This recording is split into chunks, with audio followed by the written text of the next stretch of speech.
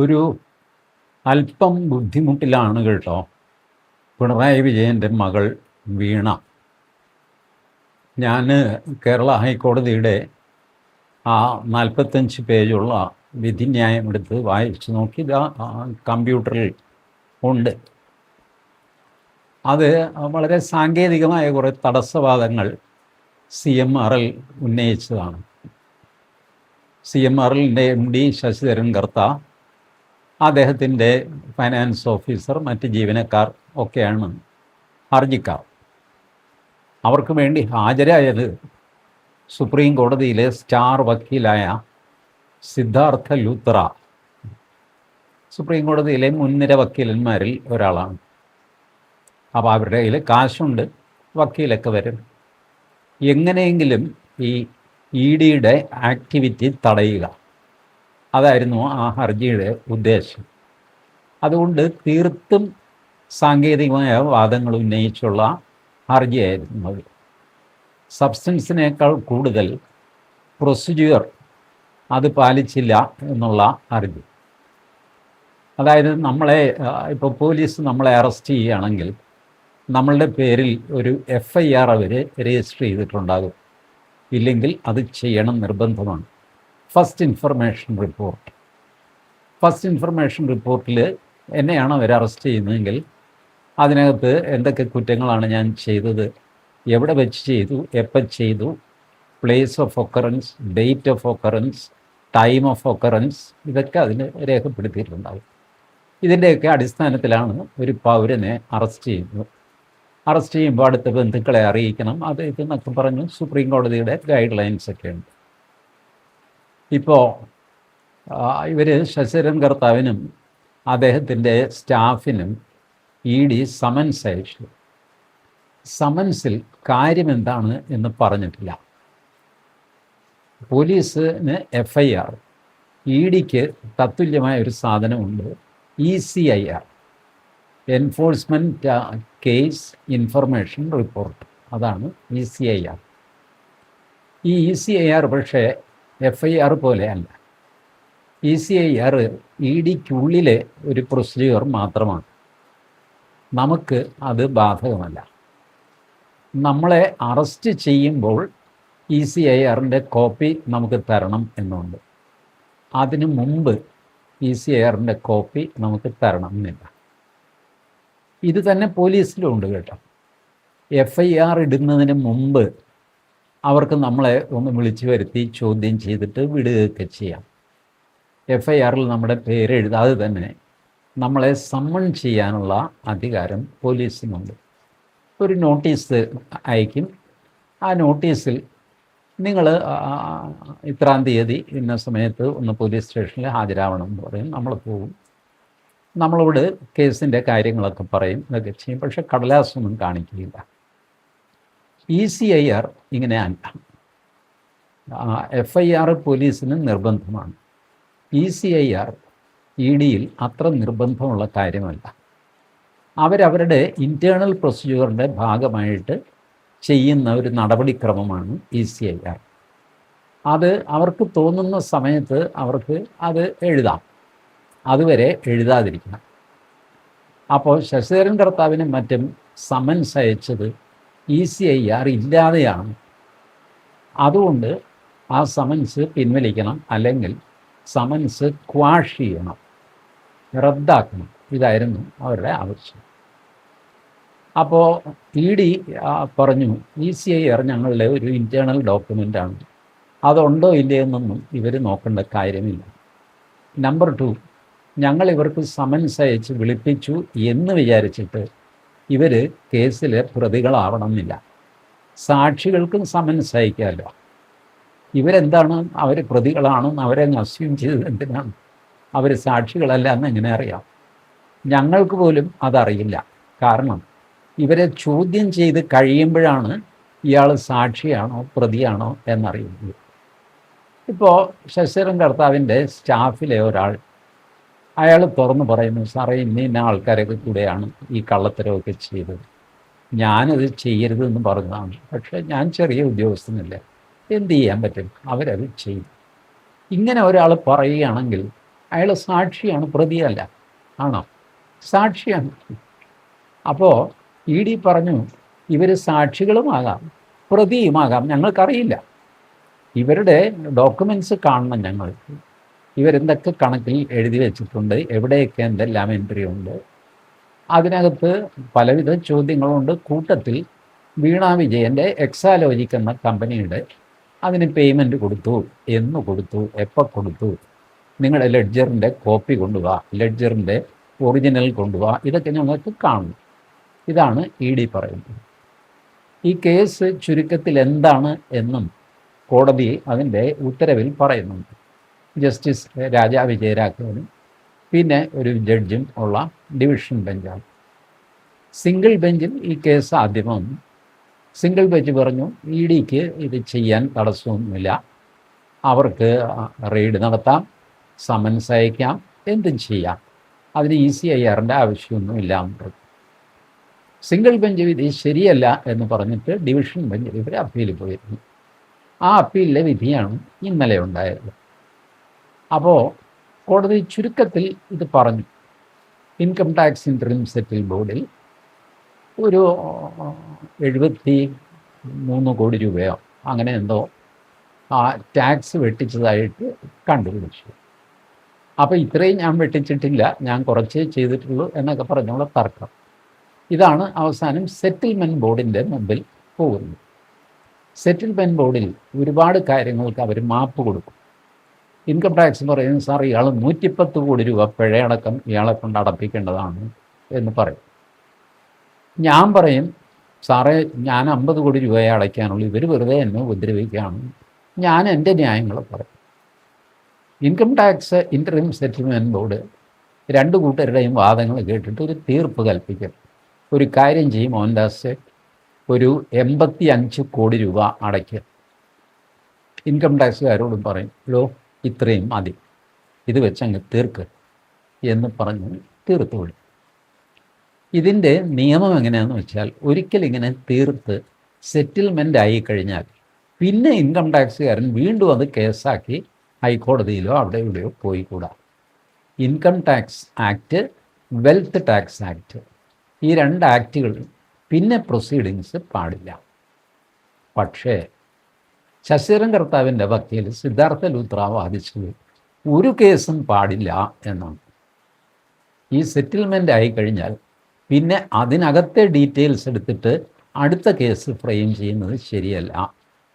ഇതോടെ തീർന്നു. ഈ സെറ്റിൽമെൻറ്റോടുകൂടി ആ പ്രശ്നം അങ്ങ് അവസാനിച്ചു. ഇ ഡി വാദിച്ചു അങ്ങനെയല്ല, ഈ 2 ആക്ട്, ഇൻകം ടാക്സ് ആക്റ്റും വെൽത്ത് ടാക്സ് ആക്റ്റും അനുസരിച്ചുള്ള കേസുകൾ പാടില്ല എന്നാണ് നിയമം. മറ്റ് കേസുകളാവാം. കാരണം ഇത് മൊത്തം കള്ളപ്പണമാണെങ്കിൽ അതിൻ്റെ ഇൻകം ടാക്സ് അടച്ചിട്ട് ഒരാൾ രക്ഷപ്പെടാൻ പാടില്ല. 1000 കോടി രൂപ ഞാനൊരിടത്തുനിന്ന് മോഷ്ടിക്കുന്നു, ഈ കാശ് എവിടെ നിന്ന് വന്നു എന്നൊക്കെ ചോദിച്ച് ഇൻകം ടാക്സുകാർ പറയുന്നു, വെക്കടാ ഇവിടെ, അതിൻ്റെ 30% ടാക്സ് വയ്ക്കുക എന്ന് പറയുന്നു.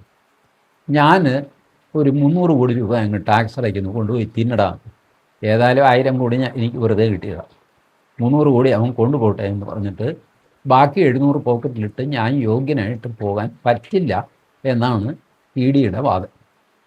മനസ്സിലാക്കുക? അപ്പോൾ അത് മോഷണ കേസാണ്, കള്ളപ്പണം വെളുപ്പിക്കാൻ ശ്രമിച്ച കേസാണ്. ഞാൻ ഈ 700 കോടി രൂപയ്ക്ക് ഒരു വസ്തു എറണാകുളത്ത് മേടിക്കുന്നു, വലിയ കെട്ടിടവും പണിയുന്നു. അപ്പോൾ എൻ്റെ കള്ളപ്പണം വെള്ളപ്പണമായിട്ട് മാറിക്കഴിഞ്ഞു ഈ പ്രോസസ്സിനിടയ്ക്ക്. അപ്പോൾ അതിന് GST അടച്ചു. ആ GST ഒക്കെ ഞാൻ അടച്ചിട്ടുണ്ട്, ഞാൻ യോഗ്യൻ. ഈ പരിപാടി നടക്കുകയില്ല. ഇതാണ് ഇ ഡി പറയുന്നതിൻ്റെ രത്നച്ചുരുക്കം. കോടതി പറഞ്ഞു, ഇ ഡി പറയുന്നതാണ് ശരി, നിങ്ങൾക്കിങ്ങനെ സെറ്റിൽമെൻ്റ് ആക്കിക്കൊണ്ട് കള്ളപ്പണം കടത്തിക്കൊണ്ടുപോകാനൊക്കില്ല. എങ്ങനെയാണ് ഈ കള്ളപ്പണം ഉണ്ടായതെന്നറിയാം. CMRൽ അവരുടെ ഈ ട്രാൻസ്പോർട്ടേഷൻ ഉണ്ടല്ലോ, ട്രക്കുകൾ, ഒരുപാട് ട്രക്ക് കരിമണൽ വരുന്നതും പോകുന്നതും ലോഡിങ് അൺലോഡിങ് ഒക്കെ ആയിട്ട് ഇഷ്ടം പോലെ ട്രക്ക്. അപ്പോൾ അതിൽ 200 ട്രക്കാണെങ്കിൽ ഇവർ 2000 ട്രക്ക് എൻഗേജ് ചെയ്തെന്ന് എഴുതി വയ്ക്കും. ഈ ട്രക്കിനൊക്കെ കൂലി കൊടുത്തതായിട്ട് എഴുതും, ഡ്രൈവർക്ക് വാടക കൊടുത്തതായിട്ട് എഴുതും, ചുമട്ടുകാരന് കൊടുത്തതായിട്ട് എഴുതും. ഇതൊക്കെ എഴുതിയിട്ട് കോടിക്കണക്കിന് രൂപ ഇത് ക്യാഷായിട്ട് മാറും. എഴുതിയിട്ട് നമ്മൾ കൊടുക്കാതെ വെച്ചിരിക്കുന്ന കാശ് നമുക്ക് ബാങ്കിലിട്ട് വയ്ക്കാൻ പറ്റില്ല, ചിലവാകണ്ടേ. ചിലവാക്കാൻ വേറൊരാൾക്ക് കൊടുക്കാനും പറ്റില്ല, കാരണം കള്ളപ്പേരിലല്ലേ നാരായണൻ, ഗോപാലൻ, മാധവൻ ഇവർക്ക് 10,000 മറ്റേ ആൾക്ക് 10 ലക്ഷം കൊടുത്തു എന്നൊക്കെ പറഞ്ഞാണ് എഴുതി വയ്ക്കുന്നത്. അപ്പോൾ അത് ക്യാഷായിട്ട് വയ്ക്കും. ഈ ക്യാഷ് എടുത്തിട്ടാണ് ഇദ്ദേഹം നാട്ടുകാർക്ക് മുഴുവൻ സംഭാവന കൊടുത്തത്. ആർക്ക്?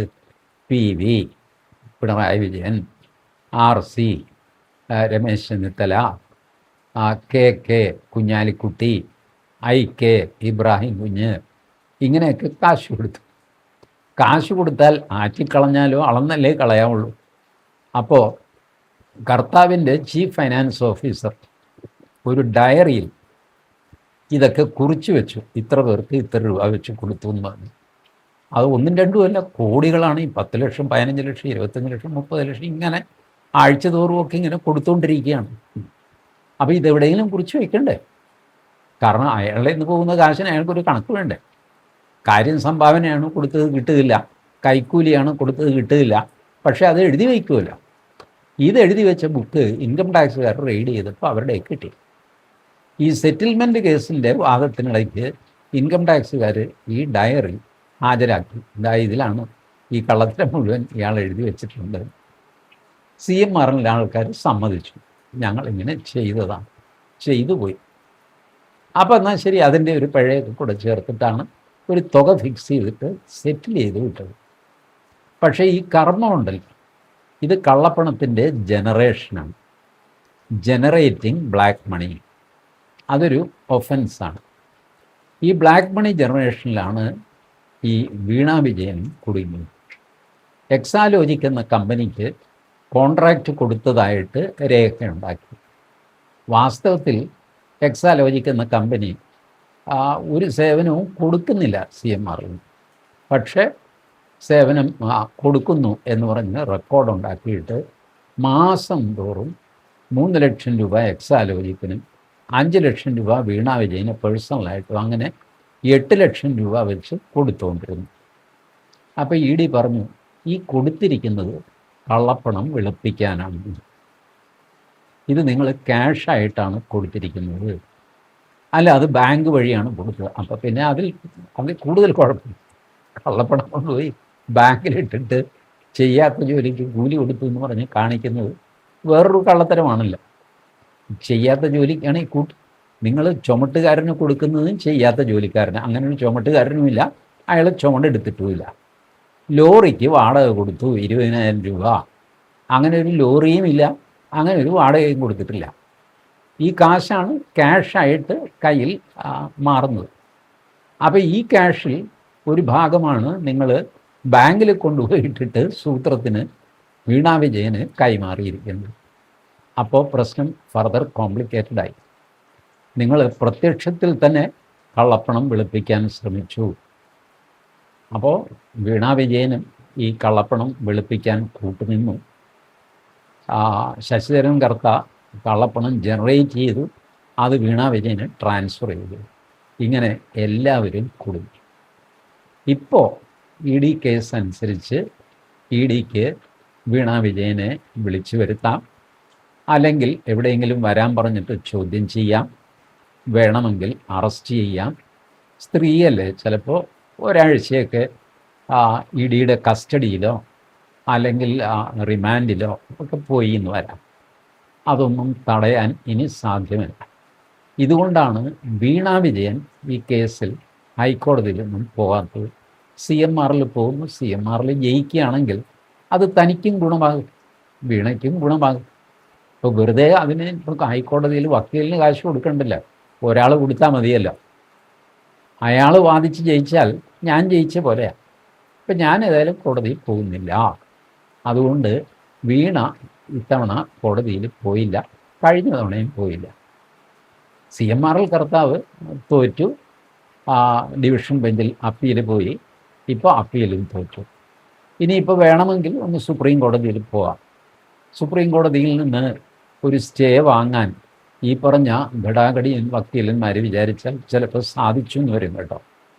ഒരു സ്റ്റേ ഓർഡറൊക്കെ കിട്ടിയെന്ന് വരും, ഇല്ലെന്നൊന്നും ഞാൻ പറയുന്നില്ല. പക്ഷേ അതിൻ്റെ ജഡ്ജ്മെൻറ്റ് വായിച്ച് നോക്കിയാൽ കുറ്റകൃത്യമൊക്കെ വളരെ ക്ലിയറാണ്. അതിൽ വലിയ കോംപ്ലിക്കേഷനൊന്നുമില്ല. ഈ പറഞ്ഞ കാര്യങ്ങളൊക്കെ ഉള്ളൂ. ECIR ഇല്ലാതെ ഈ പ്രവൃത്തി ചെയ്യാമോ, ECIRൻ്റെ പ്രാധാന്യമുണ്ട്, FIRൻ്റെ പ്രാധാന്യമുണ്ട്, ഇതൊക്കെ പറഞ്ഞുകൊണ്ടുള്ള ഒരു കേസാണ്. ഞാനതുകൊണ്ടാണ് അത് പ്രിൻ്റ് ഔട്ട് എടുത്ത് നിങ്ങൾക്ക് വായിച്ച് കേൾപ്പിക്കാത്തത്. Too technical, very simple but too technical, ഇങ്ങനെയുള്ള ജഡ്ജ്മെൻറ്റാണ് 45 പേജസ്. അപ്പോൾ വേണമെങ്കിൽ സുപ്രീം കോടതിയിൽ നിന്ന് ഒരു സ്റ്റേ ഓർഡർ കിട്ടിയെന്നും വരാം. കാരണം പ്രഥമ ദൃഷ്ട്യാ ഇത്ര വലിയൊരു കേസാണോ എന്ന് തോന്നിക്കഴിഞ്ഞാൽ സുപ്രീം കോടതി ഒരു സ്റ്റേ കൊടുത്തു എന്ന് വരും.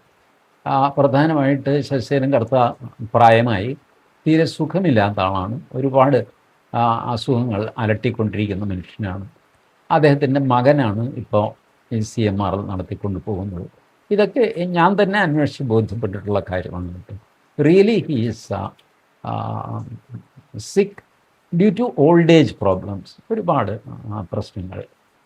അപ്പോൾ അതും ചിലപ്പോൾ സുപ്രീം കോടതി പരിഗണിച്ചു വരും. സുപ്രീം കോടതിയിൽ ഈ വാദങ്ങളായിരിക്കില്ല പറയുന്നത്.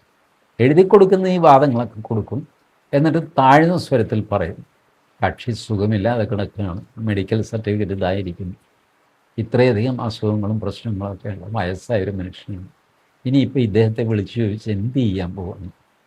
അതുകൊണ്ട് ഒരു സ്റ്റേ തന്നാൽ മതി. പിന്നെ പുള്ളിയുടെ ഹെൽത്ത് ഇമ്പ്രൂവ് ചെയ്യുന്നതനുസരിച്ച് നമുക്ക് വിളിക്കാമല്ലോ. ഇതിപ്പോൾ ED കേസ് എന്ന് പറഞ്ഞാൽ ഡോക്യുമെൻ്റ് ബേസ് ചെയ്തുള്ള കേസാണ്. സാക്ഷിമൊഴികളൊക്കെ വലിയ പ്രാധാന്യമില്ലാത്ത കേസുകളാണ് ED കേസ്. എവറിത്തിങ് ഡോക്യുമെൻ്റ് വേണം. അതാണ് PMLA കേസിൻ്റെ പ്രത്യേകത. Prevention of money laundering act എന്ന് പറയുമ്പോൾ മണി ലോണ്ടർ ചെയ്ത കറക്റ്റ് ഡോക്യുമെൻറ്റ്സ് വേണം. റൂട്ട് ഓഫ് ദ മണി, ഇത് എങ്ങനെയൊക്കെ ഏതൊക്കെ റൂട്ടിലൂടെ പോയി എന്നൊക്കെ കൃത്യമായിട്ട് കണ്ടുപിടിക്കണം. അതുകൊണ്ടാണ് ED കേസുകൾ പലപ്പോഴും താമസിക്കുന്നത്. ഇത് കണ്ടെടുക്കാൻ പ്രയാസമാണ്. കാരണം കാശ് കൈമറിച്ച് ബാങ്കിൽ നിന്ന് മറിച്ച് അപ്പുറത്ത് മറിച്ച് പിന്നെ UAE കൊണ്ടുപോയി ഇടും, അവിടുന്ന് ദുബായിലേക്ക് വരിക്കും, ദുബായിൽ നിന്ന് വേറൊരു അക്കൗണ്ടിലേക്ക്, ഞാൻ നാരായണൻ മാധവൻ്റെ അക്കൗണ്ടിലേക്ക്, മാധവൻ ഗോവിന്ദൻ്റെ അക്കൗണ്ടിലേക്ക്, ഗോവിന്ദൻ ഗോപാലിൻ്റെ അക്കൗണ്ടിലേക്ക്, പട്ടപ്പട്ടയെന്ന് പറഞ്ഞ് ഇത് പോകും. അപ്പോൾ ഇത് കണ്ടുപിടിച്ച് വരാൻ ഇത്രയും സ്പീഡിൽ സാധ്യമല്ല. ഇവർ ട്രാൻസ്ഫർ ചെയ്യുന്ന സ്പീഡിൽ ഇത് കണ്ടുപിടിക്കാൻ പറ്റില്ല. കണ്ടുപിടിച്ച് അതിൻ്റെ ഡോക്യുമെൻ്റ് എടുത്ത് അത് ട്രേസ് ചെയ്ത് അത് കോടതിയിൽ ഹാജരാക്കിയൊക്കെ വരുമ്പോഴത്തേക്ക് താമസിക്കുന്നു. അപ്പോൾ ആ കാലതാമസത്തിൻ്റെ ആനുകൂല്യമാണ് ഈ പ്രതിഭകളൊക്കെ അനുഭവിക്കുന്നത്. കാലതാമസം ഇനിയിപ്പോൾ എന്ത് വരാനാണ് എന്നൊക്കെ പറഞ്ഞിട്ട് ഇനി കേസ് വരും, അതൊരു 10 കൊല്ലം കഴിഞ്ഞല്ലേ വരുള്ളൂ, ഇങ്ങനെയൊക്കെ ആശ്വസിക്കുന്ന ആളുകൾ. But strictly speaking it is an open shut case. ഇത്തരം കേസുകൾക്ക് ഓപ്പൺ ഷട്ട് കേസാണെന്ന് പറയും. വലിയ നിയമപരിജ്ഞാനമില്ലാതെ തന്നെ നമുക്ക് വസ്തുതകൾ വെച്ച് തന്നെ ഇത് കുഴപ്പമാണല്ലോ എന്ന് നമുക്ക് തന്നെ തോന്നുന്ന രീതിയിലുള്ള കേസാണ്. അത്ര സിമ്പിളായിട്ട് ഇത് കടത്തിക്കൊണ്ടു പോകാം. അച്ഛൻ മുഖ്യമന്ത്രിയാണ് എന്നൊക്കെ വീണ വിചാരിച്ചു കാണും. അച്ഛനും പറഞ്ഞു കാണും, നീ ചെയ്യും, ഞാൻ ഉള്ളിടത്തോളം ഞാൻ നോക്കിക്കോളാം, അപ്പോഴത്തേക്ക് നമുക്ക് ഈ കച്ചവടം നിർത്താം. ഇപ്പോൾ എക്സാലോജിക്ക് ശശിധരൻ കർത്താവും തമ്മിൽ ഒരു കച്ചവടമില്ല, എത്രയോ കാലം മുമ്പ് നിർത്തിയത്. കാരണം അവർക്കറിയാം ഈ നിലാവുണ്ടെന്ന് വിചാരിച്ച് വെളുക്കുവോളം കക്കരുത് എന്നൊരു പ്രമാണമുണ്ടല്ലോ. ആ പ്രമാണം അനുസരിച്ച് നേരത്തെ തന്നെ നിർത്തി. കാരണം പിണറായി വിജയൻ 3ാം തവണ അധികാരത്തിൽ വരുമെന്ന് ഉറപ്പൊന്നുമില്ല. അങ്ങനെ വരികയാണെങ്കിൽ നമുക്ക് കച്ചവടം വീണ്ടും തുടങ്ങാം, അതല്ലെങ്കിൽ ഇവിടെ വെച്ചങ്ങ് നിർത്താം എന്ന് പറഞ്ഞ് നിർത്തിയിട്ടിരിക്കുകയായിരുന്നു. ഈ നിർത്തിയിട്ട സാധനമാണ് ആളുകൾ ഈ സെറ്റിൽമെൻറ്റ് ബോർഡിൻ്റെ ജഡ്ജ്മെൻറ്റ് ചോർത്തിയെടുത്ത് ഫ്ലാഷ് ചെയ്ത് മാധ്യമങ്ങൾ അത് ആഘോഷിച്ചപ്പോൾ വൻ ബഹളമായി. ഇതാണ് സംഭവം. അപ്പോൾ അതുകൊണ്ട് ഇപ്പോഴത്തെ അവസ്ഥയിൽ വീണ എപ്പോൾ വേണമെങ്കിലും അറസ്റ്റ് ചെയ്യപ്പെടാം. കഷ്ടമായി. വല്ല ആവശ്യമുണ്ടായിരുന്നു ഇതിന്? വല്ല ആവശ്യമുണ്ടായിരുന്നു? ഇതിന് പകരം നിങ്ങൾ നോക്കൂ, പിണറായി വിജയൻ വീണയെ ബാംഗ്ലൂർ സിദ്ധരാമയ്യയോടോ DK ശിവകുമാറിനോടോ പറഞ്ഞാൽ ബാംഗ്ലൂരിലെ ഏതെങ്കിലും കമ്പനിയുടെ എക്സിക്യൂട്ടീവ് ഡയറക്ടർ അത് ഇതെന്ന് പറഞ്ഞ് വയ്ക്കുക, മാസം ഒരു 1.5 ലക്ഷം രൂപ ശമ്പളം, അവിടെ പോവുക പോലും വേണ്ട, ശമ്പളമായിട്ട് 1.5 ലക്ഷം രൂപ പറ്റിക്കൊണ്ടിരിക്കും. ഒരു ഇൻകം ടാക്സുകാരനും ചോദിക്കില്ല ഈ എക്സിക്യൂട്ടീവ് ഡയറക്ടർ ദിവസവും ആഫീസിൽ വരുന്നുണ്ടോ എന്നൊന്നും ചോദ്യമൊന്നുമില്ല. നിങ്ങളുടെ ആരൊക്കെ സ്റ്റാഫ് ലിസ്റ്റ് അത് ഇതൊക്കെ കൊടുക്കുന്നു, അപ്പോൾ ആ ടി വീണ എക്സിക്യൂട്ടീവ് ഡയറക്ടർ, മാസം 1.5 ലക്ഷം രൂപ ശമ്പളം. ഓക്കെ, അത് എക്സ്പെൻസിൽ അങ്ങ് തള്ളിപ്പോവും. ഇത്രയും പോലും സിമ്പിളായിട്ട് ചെയ്യാവുന്നൊരു കാര്യം എങ്ങനെ കൊണ്ടുപോയി ഈ കുരുക്കിൽ പിണറായി വിജയൻ ചാടിച്ചു എന്നെനിക്ക് മനസ്സിലാകുന്നില്ല. ആരാണ് ഇവരെ ഈ കോംപ്ലിക്കേറ്റഡ് പ്രൊസീജിയർ പറഞ്ഞു കൊടുത്തത്? പിടിക്കപ്പെടാൻ ആര് നോക്കിയാലും, ഞാനോ നിങ്ങളോ നോക്കിയാൽ പോലും പിടിക്കപ്പെടുന്ന ഒരു കേസിൽ കൊണ്ടുപോയി ചാടിക്കേണ്ട ആവശ്യമുണ്ടോ? ഇതാണ് ഈ കർമ്മഫലം എന്നൊക്കെ പറയുന്നത്. വിനാശകാലേ വിപരീത ബുദ്ധി. ഈ വീഴാൻ തുടങ്ങുമ്പോഴുണ്ടല്ലോ ഇതുപോലത്തെ ബുദ്ധികളൊക്കെ നമുക്ക് തോന്നും.